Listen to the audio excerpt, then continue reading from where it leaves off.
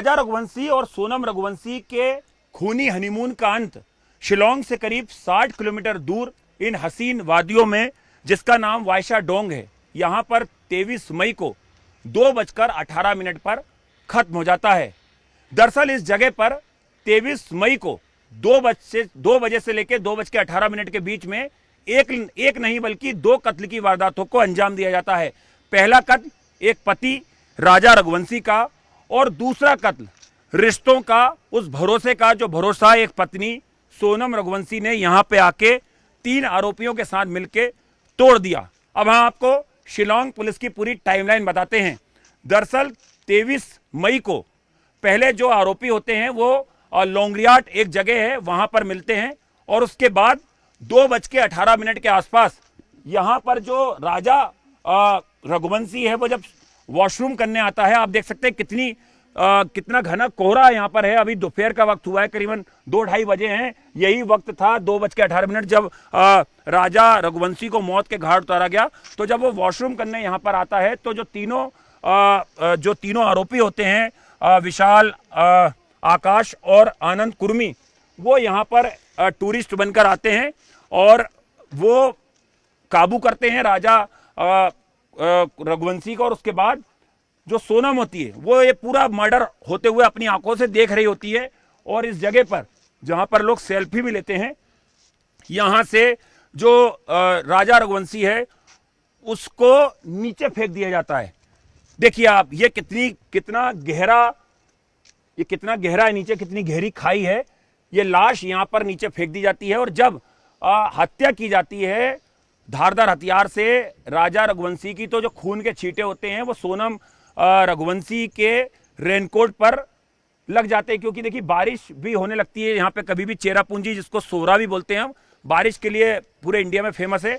तो एक आरोपी जो विशाल है उसकी शर्ट खून से रंग जाती है, रेनकोट खून से रंग जाता है। उसे मौका वारदात के पास आरोपी छोड़ देते हैं और उसके बाद यहाँ से आनन फानन में कोई दूसरा जो टूरिस्ट है उन्हें देख ना ले, आनन फानन में यहीं से ये जो रास्ता है जिस पे मैं अभी चल रहा हूं, यहां से इस तरफ खाई है, वो हमने आपको मर्डर स्पॉट दिखाया जहां पर कि राजा रघुवंशी की हत्या होती है। यहां से आगे जाके वो पार्किंग स्पेस है जहां पर की जो स्कूटी है वो खड़ी होती है, जहां पर की जो तीनों आरोपी हैं और जो सोनम है वो स्कूटी से पहुंचते हैं। वो स्कूटी को यहाँ पर आगे खड़ा कर दिया जाता है। तो देखिए ये कितनी सुंदर जगह है, लेकिन कई सालों तक ये जगह खौफ का दूसरा नाम भी रहेगी, क्योंकि यहां पर एक शादीशुदा जोड़ा जो इंदौर से हनीमून मनाने आता है, उस हनीमून का खूनी अंत इसी जगह पर आकर होता है।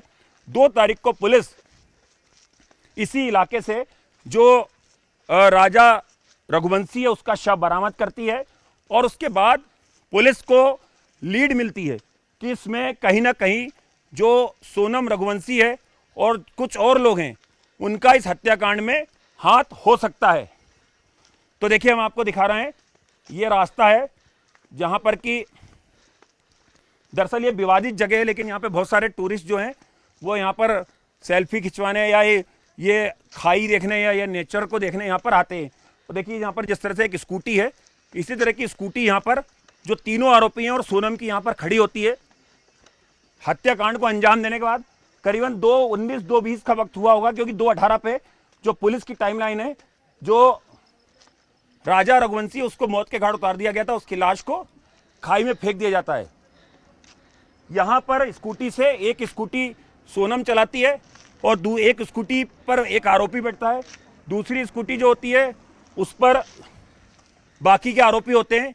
और उसके बाद कहानी का जो फ्लैशबैक है वो हम आपको बताते हैं।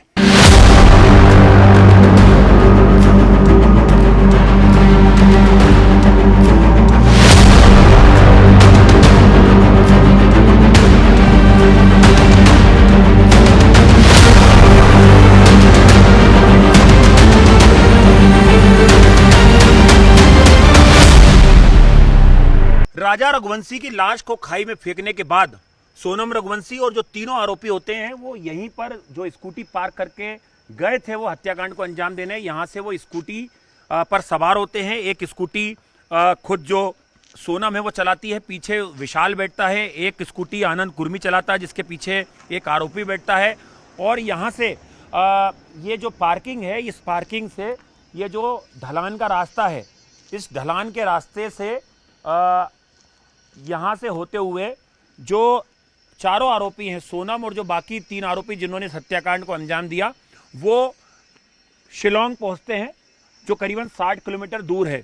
शिलोंग पहुँचने के बाद एक बुरखा जो विशाल जो है उसके पास होता है, जो राज कुशवाहा ने दिया था कि जब सोनम इस हत्याकांड को अंजाम दिलवा देगी तो उस बुरखे को सोनम रघुवंशी को पहना देना और उस बुरखे को पहन के ही वो गुवाहाटी तक पहुंचेगी, ताकि बीच में जो टोल आते हैं या सीसीटीवी में उसकी चेहरा जो है वो कैद ना हो पाए।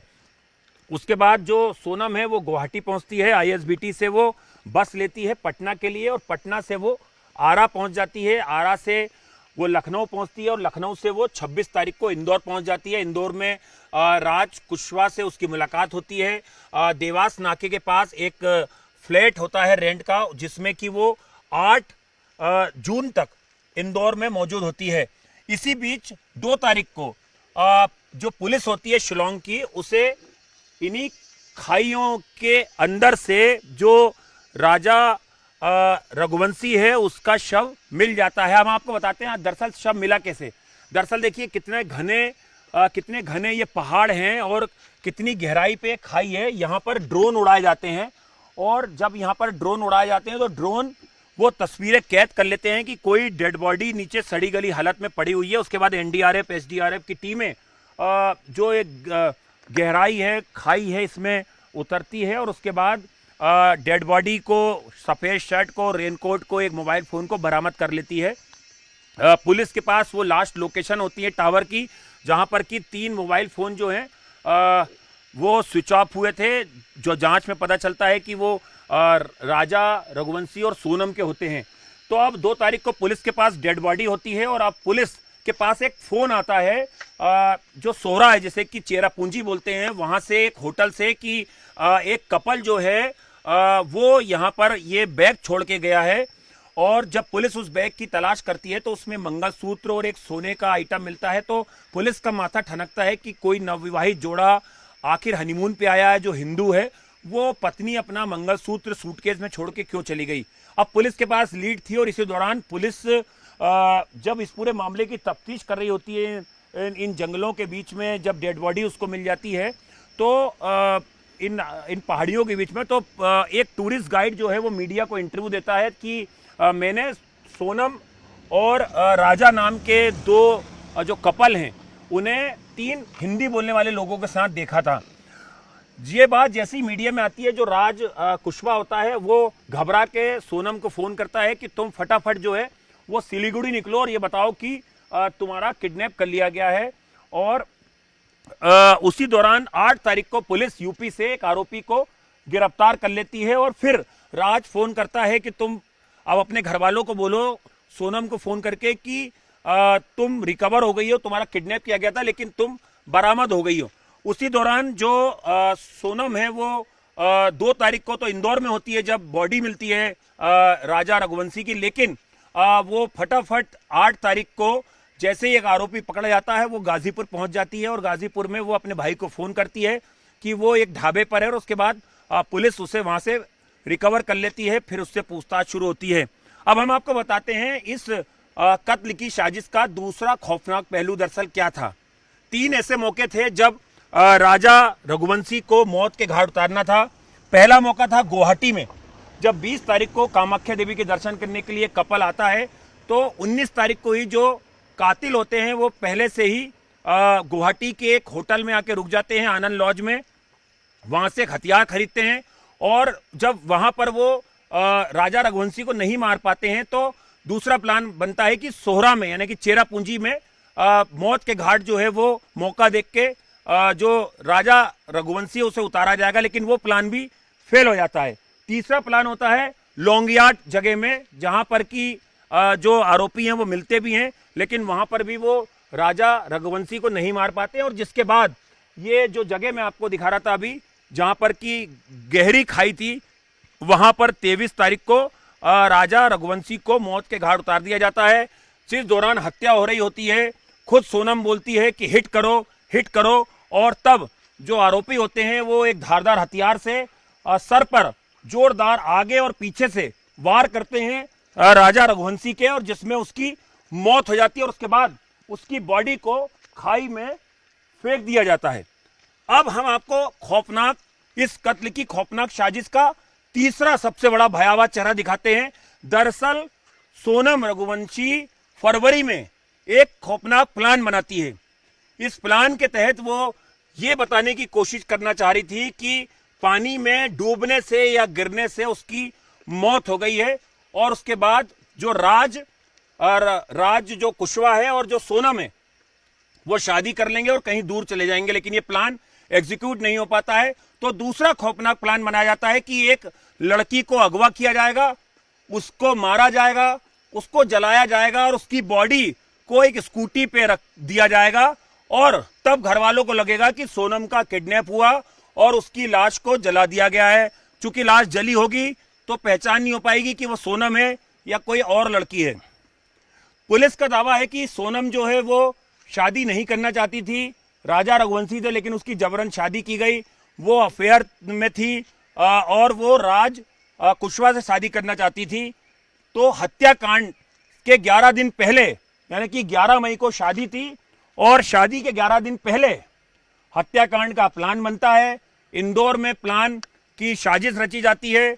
जो तीनों आरोपी होते हैं दरअसल वो कॉन्ट्रैक्ट किलर नहीं होते हैं, वो राज कुशवाहा के दोस्त होते हैं, और उसमें एक उसका रिश्तेदार होता है जिसे कि 50,000 रुपए जो राज कुशवाहा है वो देता है।